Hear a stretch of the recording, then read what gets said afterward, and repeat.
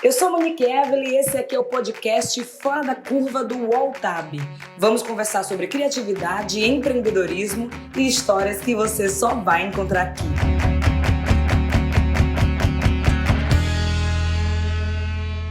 Fora da Curva começa a terceira temporada, agora com um tema que vai aparecer em todos os episódios: o trabalho e principalmente o futuro do trabalho. Meu primeiro convidado é ator e vai contar como mudou de forma radical dentro da própria carreira. Foi do drama para o humor. E também, mesmo com uma carreira bem-sucedida, encontrou espaço para uma outra atividade de empreendedorismo social. Para completar, eu quero saber dele. Pode rir na pandemia, mesmo em meio a tudo que a gente está vivendo? Para falar sobre isso, hoje o Fora da Curva do UOL-TAB está com o incrível ator Paulo Vieira. Paulo, por favor, se apresente antes de qualquer coisa. Eu sou Paulo Vieira, eu sou ator, sou comediante, sou autor, sou empreendedor, enfim, a gente vai acrescentando os ors conforme as contas vão aumentando. Então, eu sou um bocado de coisa, eu ainda estou decidindo o que eu sou também. Eu estou nessa fase, viu, Paulo? Eu estou nessa fase. Mas fala uma coisa, eu acho que a galera te conhece muito pelo humor, mas por que ser humorista, sabe? Assim, você acordou um dia e falou, eu sou engraçado, vou trabalhar com isso. Como é que foi essa decisão, assim? Eu tinha certeza de que eu queria ser artista, isso eu sempre soube. Sempre foi uma coisa muito certa na minha cabeça, o que fez com que eu começasse muito cedo a correr atrás daquilo que eu queria. Eu entrei no teatro com 5 anos de idade, desde então eu fiz todo tipo de curso, workshop, preparação possível dentro da minha cidade. Depois comecei a viajar para me preparar, para fazer curso. Então eu sempre soube que eu queria ser artista. A comédia, ela foi se impondo na minha trajetória por vários motivos, assim. Primeiro porque pelo meu tipo físico, né? Eu sou um ator gordo, então logo eu nunca faria o príncipe. Eu sou gordo e preto, então assim eu nunca faria o príncipe, né? Numa realidade de teatro, né? Da minha adolescência. Né? Então eu sempre fazia o amigo, o engraçado do príncipe, né? Sempre naquele núcleo cômico. Então isso foi sendo imposto para mim, e eu tinha uma relação meio difícil com a comédia. Eu achava que um bom ator era um ator de drama. Eu fiz muito drama no teatro. Fiz Medea, fiz Gota d'Água, fiz Júlio César. E eu achava que um bom ator era um ator que conseguia fazer chorar. E a minha relação, a minha visão de comédia, ela foi mudando quando a minha mãe deu síndrome do pânico e a gente não tinha grana para comprar os remédios, e a doutora, a psiquiatra dela falou, olha, uma maneira é ela tentar controlar a ansiedade, porque antes do pânico vem a ansiedade. E a gente lá em casa tentou fazer isso com comédia. Então eu me vestia, imitava a minha mãe, imitava as vizinhas, contava piada, e isso foi muito importante no processo de cura da minha mãe. Ela saiu da síndrome do pânico sem remédio, e nessa época eu comecei a entender o humor, que é a visão que eu tenho hoje sobre comédia como cura. Ai, que maravilhoso. E assim, você falando de que fez drama, juro que eu estou tentando visualizar. Assim, depois eu quero ver você atuando no drama, porque você falando, eu falei, tá, como deve ser, como que não é possível. Exato. Esse cara. Não... Mas também eu venho de uma família engraçada, isso contribui muito. A minha família ri muito de si mesma. Então eu aprendi em casa o humor que eu faço hoje, né? que é de rir de todas as adversidades possíveis. A minha família nunca foi uma família que se abateu, né? Para quem vem de onde a gente vem, né? Eu conheço um pouco a sua história, posso falar nesse plural, se você me permite, Monique. Por favor. Para quem vem de onde a gente vem, olhar para a própria história e rir é também um ato de revolução, né? É um ato de resistência, né? E muitas vezes é a única opção que você tem para seguir adiante, para viver o próximo dia. Né? Então isso foi uma coisa que eu aprendi de berço. Maravilhoso. E tem uma coisa assim, você contando isso, tá, que bom foi esse processo de cura, principalmente, né, no âmbito familiar, e você entendeu, Mas quando é que você entendeu que poderia ser uma carreira mesmo, sabe? Assim, tá, você começou com drama, ok, mas isso aqui, o humor, pode ser uma carreira. Até porque tem gente que fica julgando, né? Você trabalha com o quê? Não, eu sou ator, eu trabalho com humor. É. Não, mas além disso, o que é que você faz? Então, como é que você entendeu? Quando foi assim, acordei e realmente preciso me preparar porque isso pode ser a carreira da minha vida?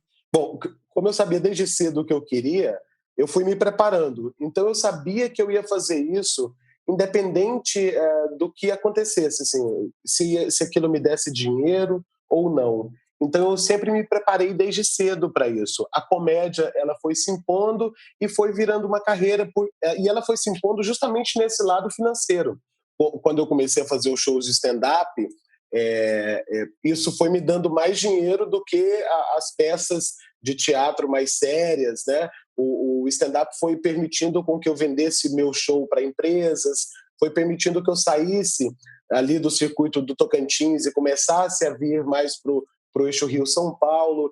Então, pelo próprio escoamento, né, dessa produção, eu fui sendo moldado para ser um comediante, né? Porque a comédia tem mais saída, o público da comédia é maior, né? As pessoas quando vão ao teatro, geralmente, né, elas querem rir, elas querem se divertir, né? Então, isso foi virando uma carreira justamente porque foi me dando mais dinheiro do que o teatro, do que a música, que eu fazia música também na época, né? Então isso foi virando a minha prioridade, porque foi também o que foi me bancando, o que foi pagando a minha carreira. Não, total. E tem um.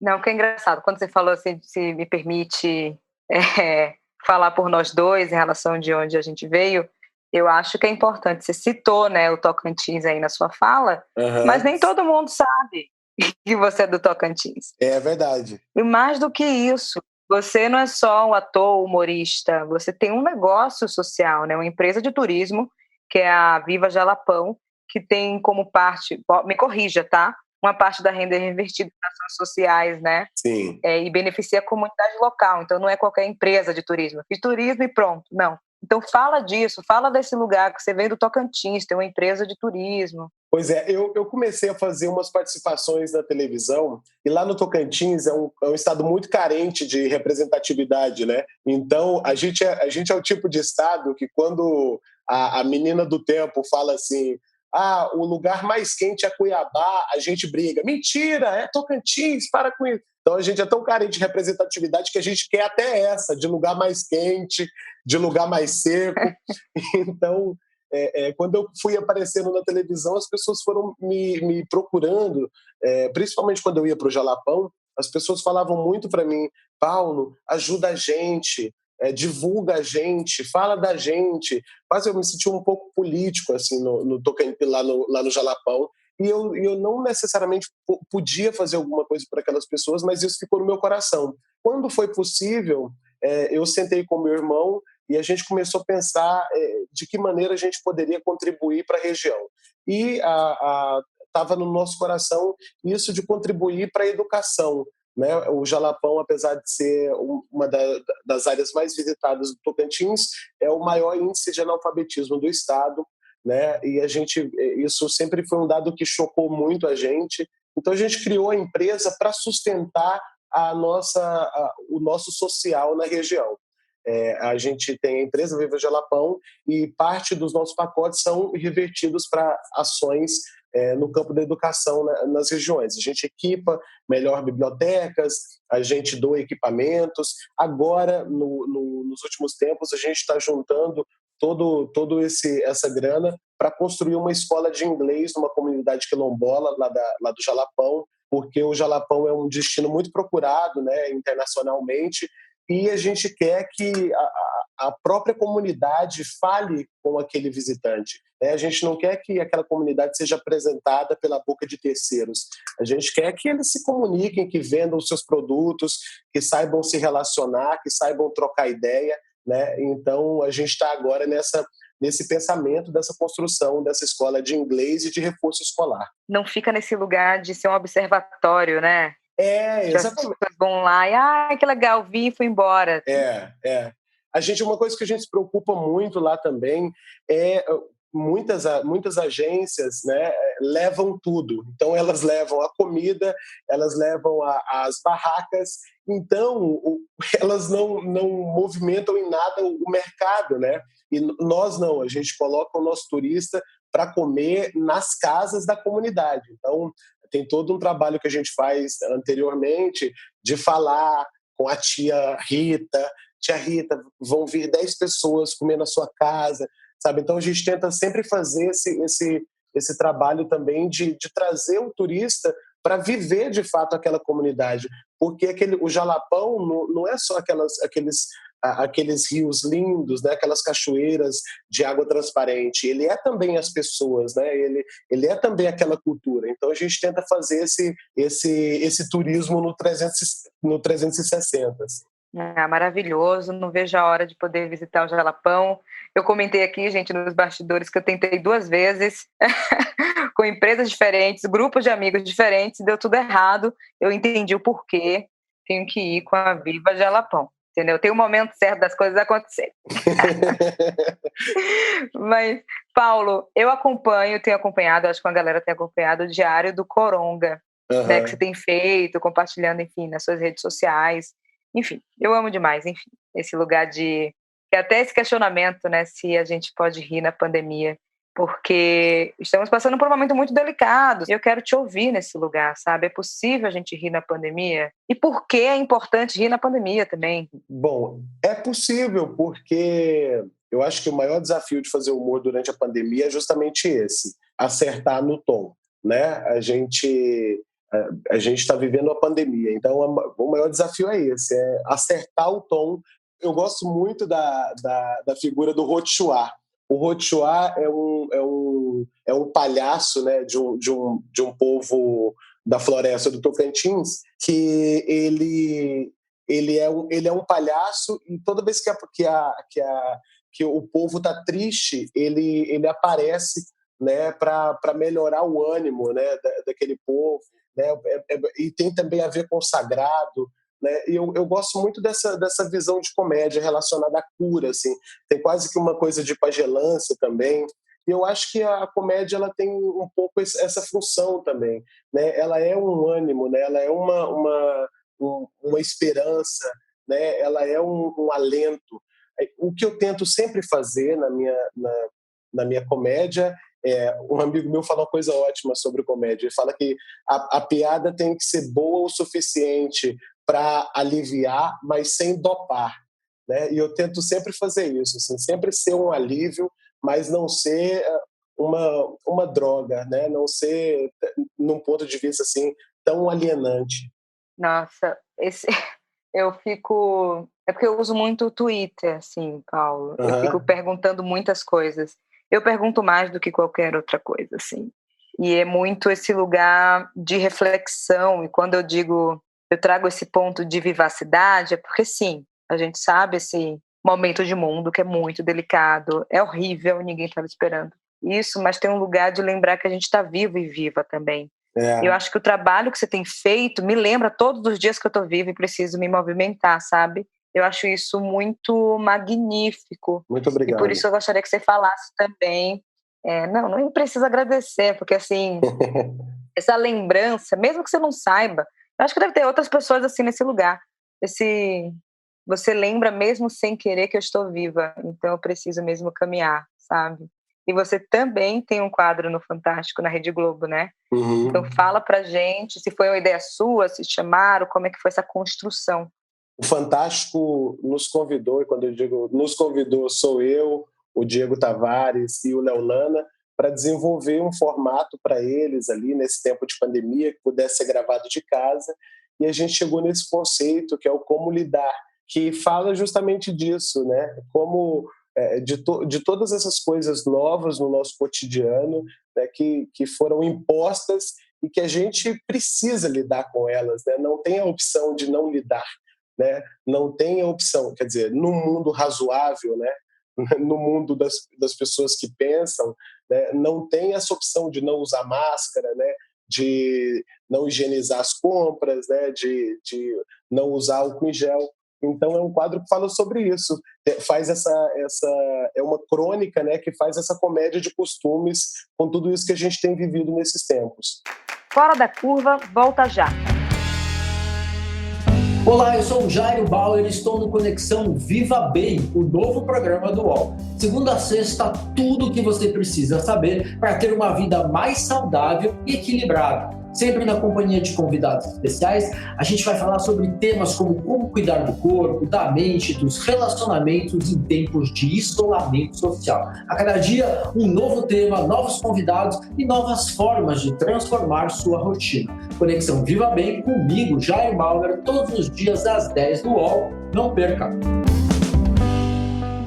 Recebe salário, faz transferência, pagamento, recarga de celular e até empréstimo, tudo sem taxa. PagBank, a sua conta grátis do PagSeguro. Baixe já o app e abra sua conta em 3 minutos. Dito isso, assim, das coisas que a gente está conversando, está tendo um movimento muito interessante, inclusive, de humoristas pretos que conseguem fazer humor sem ter que anular a existência de alguém ou cometer crimes. Quando eu falo crimes, ele pode falar de machismo, racismo, Sim. LGBTfobia, essas coisas.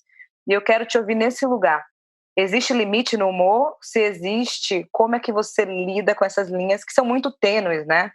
Talvez, assim. Eu não sou humorista, mas vendo, pode beirar ao racismo, pode beirar, mas é ou não é? Então, assim, existe um limite, assim, no humor? Eu acho que o humor é comunicação, né? E toda comunicação, ela carrega uma mensagem. Eu gosto muito de uma definição de comédia que fala que o humor é uma esgrima. E a esgrima é a arte de tocar o coração sem ferir. E eu acho que o humor é justamente isso, assim, a melhor maneira que você tem de fazer uma mensagem ser compreendida, de levar uma mensagem até o coração, onde ela precisa chegar. Então, não tem como eu ter essa consciência do humor, pensar isso sobre o humor e achar que eu posso fazer piada com qualquer coisa, né? Eu não posso saber que o humor é a melhor maneira de levar uma mensagem e depois falar, não, eu posso jogar qualquer mensagem. Então, na minha comédia, eu tento sempre, né, com que ela seja alinhada com o meu pensamento de vida, né? O meu pensamento de não bater em minorias, né? De ser amigo das minorias, até porque eu sou muitas delas. Então, né? De não dar a arma na mão do opressor. Isso eu penso sempre quando eu vou fazer comédia. Eu leio, releio as coisas que eu vou fazer. E isso é uma coisa que está sempre comigo. Eu acho que existe, e eu também sempre tento manter, e tem um outro filtro que eu coloco, que é um filtro da elegância. Eu tento ser elegante na minha comédia, que mesmo que aquilo não seja criminoso, eu tento que aquilo também não seja ofensivo num outro lugar, né, que não seja exatamente esse do crime. Então eu tento ser elegante também naquilo que eu faço. Outros comediantes não buscam essa elegância e é super compreensível, acho que tem espaço para todo mundo. Agora, não pode ser criminoso. Eu acho que não existe limite para o humor. Obviamente, como não existe limite para a poesia, como não existe limite para a música, agora existem crimes. Então, assim, quando o humor começa a ser um crime, aquilo não é humor mais, né? Aquilo passa para a esfera do crime. Então, eu acho que é muito simples isso. Não tem limite para o humor, mas existem crimes. Então, se você comete um crime, você não pode dizer, é uma piada, isso é humor. Não, é um crime. E aí é outra jurisprudência. Total. Poderia ser mais óbvio assim, para as pessoas, né? Mas é importante a gente falar disso porque, às vezes, o óbvio precisa ser dito para a gente seguir até melhor. Cada vez mais, né? Cada vez mais. E a gente em casa, então, minha gente, a galera com esse poder na mão da internet. Muita coisa, Paulo, muita coisa. E você trouxe um ponto que você faz parte de muitas minorias, por ser negro, gordo e tudo mais. E eu vi uma repercussão na internet e eu vi uma fala muito interessante sua, né? Porque um dia desse você postou uma foto com sua companheira e a internet ficou espantada, achando que você era gay, enfim. Foi. E eu gostaria de te ouvir nesse lugar sobre essa construção da masculinidade, sabe? E se você sempre lidou com isso de uma forma tranquila, ou como foi esse processo de entendimento e desconstrução também do que a gente acredita ser o masculino, ser o homem, ser... Eu fico... esse é um pensamento que eu tenho quase que diariamente. Assim, eu penso muito sobre isso, sobre o que eu sou no mundo, né, de que maneira eu estou comunicando aquilo que eu sou. Mas eu sempre fui... Eu era do grupo de teatro, né? Todos os meus amigos do grupo de teatro eram gays. Eu andava com eles. Então, eu sofri essa homofobia por tabela na escola. E por ter sofrido isso, eu defini logo onde eu queria estar, sabe? Eu não queria estar do lado de lá, sendo babaca. Então, eu abri logo mão dessa masculinidade nesse lugar da opressão, de diminuir o outro, né? Dessa masculinidade que impõe limites, o que você deve, o que você não deve fazer. Então, eu desde cedo, por causa do teatro, por causa da arte, eu escolhi logo o meu lugar nessa luta. E é lindo. Eu nunca me arrependi de ter escolhido esse lugar, porque eu acho que essa masculinidade heteronormativa, né, patriarcal, tudo isso, esse machão, ele está caindo em desuso, né? Essa masculinidade frágil, né, que precisa diminuir, que precisa provar, que precisa bater, que precisa, né, que está em todos os lugares, menos onde realmente deveria estar, né? Ela está caindo em desuso. Eu tive uma educação também. Minha mãe não sabia, mas minha mãe era feminista. Eu tive uma educação feminista, embora tenha, né, o meu machismo esteja sendo desconstruído todos os dias, mas a minha mãe sempre foi essa que falou: vocês vão limpar a casa sim, e não é ajuda, né? Minha mãe sempre falou: vai lavar a louça, não cai o saco não. Então ela sempre desde cedo, ela Sensata. sempre ilustrava para mim e para o meu irmão que, cara, a masculinidade não está nisso. Então você pode sim lavar louça, varrer casa, lavar vasilha, fazer bolo, cozinhar, chorar, abraçar, demonstrar sentimento, falar que ama o amigo, achar o amigo bonito. Você pode achar tudo isso. Isso não está ligado com o que você é. Então eu sou muito grato, porque eu me sinto um cara mais livre do que alguns amigos que eu tenho. Assim. Ai, maravilhoso, ainda bem, sério, eu vou falar aqui em nome de um monte de mulheres, ainda bem, né, porque é exaustivo demais, sabe, Paulo? É muito exaustivo, assim, isso é um papo já para outro episódio, mas que bom que você tem esse entendimento, espero que você possa contagiar, eu sempre falo que esse contágio emocional e contágio de entendimento, conhecimento, é importante para a gente seguir o baile, sabe? Mas enfim, infelizmente estamos chegando ao final. Assim. Que chorosa, isso? mas chegando. Eu sei que passa rápido. É muito mas rápido. Mas é bom que tem o quê? Oportunidade para você voltar. A gente cria um outro tema, a gente conversa de novo e tá tudo bem. Entendeu? Eu quero, me chame. É uma desculpa só para voltar. Mas assim, para a gente fechar, como é que a gente mantém essa vivacidade mesmo? Como é que a gente não esquece que estamos vivos e vivas e podemos rir na pandemia e não rir da pandemia? Existe uma diferença, que a pandemia existe. E também uma última coisa que eu quero ouvir de ti, e até uma curiosidade minha, tudo bem que você sabia que queria ser artista desde sempre, mas quem faz o Paulo Vieira rir? Quem faz? Quem faz o palhaço rir? Quem faz o humorista rir? E quem cuida de quem cuida, sabe? Então, assim, quem é que te faz rir? Me perguntam muito isso. Qual o segredo para manter o humor? Eu não sou exatamente a melhor pessoa para responder isso. Eu sou mal-humorado, tem dia que eu fico depressivo em casa a manhã toda. Então, é mais uma casca, né? Uma imagem do que necessariamente uma vivência. Mas uma coisa que eu tento fazer sempre é respeitar os meus limites. Então, assim, se uma coisa está me fazendo mal, eu desligo. Se uma notícia está me fazendo chorar, eu não vejo, eu deleto. Né? Isso não é sobre fingir que as coisas não existem.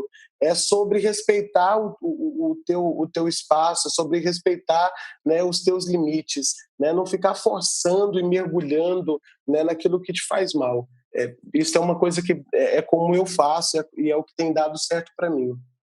Sobre quem me faz rir, eu dou muita risada com a minha família, especialmente. Assim, eu sou o cara mais feliz do mundo na minha casa, né? Na casa da minha mãe, com o meu irmão, com os meus amigos, com a Ilana. Ali é o meu reino. São as pessoas que me fazem rir. As histórias lá de casa, as coisas que minha família faz. Minha mãe agora, ontem, me ligou e falou que passou quase 1 hora com uma telefonista no telefone, e a telefonista queria desligar e minha mãe enrolando ela. Falando, não, aí eu fui comprar, não sei, contando história para a telefonista, que foi a maneira que ela encontrou de se vingar. Ela falou assim, não, mas elas vão perder o tempo delas também. Eu falei, mãe, não pode fazer isso. Então, eu dou muita risada com a maneira que a minha família vê o mundo, vê a vida. Isso me faz rir muito. Falando de referências, assim, eu gosto muito de Monty Python, e também gosto muito de Trapalhões. Eu amo o universo fantástico que os Trapalhões tinham, onde tudo era possível. Sempre que eu vou escrever, eu tento pensar com essa chave. Gosto muito de Chico Anísio e de Dizzy Croquettes. Assim, se eu tivesse que estabelecer uma santíssima trindade do humor no Brasil, para mim, seria com esses 3: Dizzy Croquettes, Chico Anísio e Trapalhões. Eu gosto muito. Isso sempre me faz rir. Ai, Paulo, vai ter que voltar mesmo, viu, minha gente? Por favor, eu vou adorar. Não, nossa, Paulo, muito obrigada, assim, de verdade, de verdade. Eu amei. Eu acho que eu precisava conversar com você ainda mais nesse momento de mundo. E é isso, minha gente. Esse foi mais um episódio Fora da Curva e até o próximo. Fora da Curva tem pauta e apresentação de Monique Evely, música de Johnny Hooker, edição de áudio de João Pedro Pinheiro e coordenação de Juliana Carpanês e Olívia Fraga.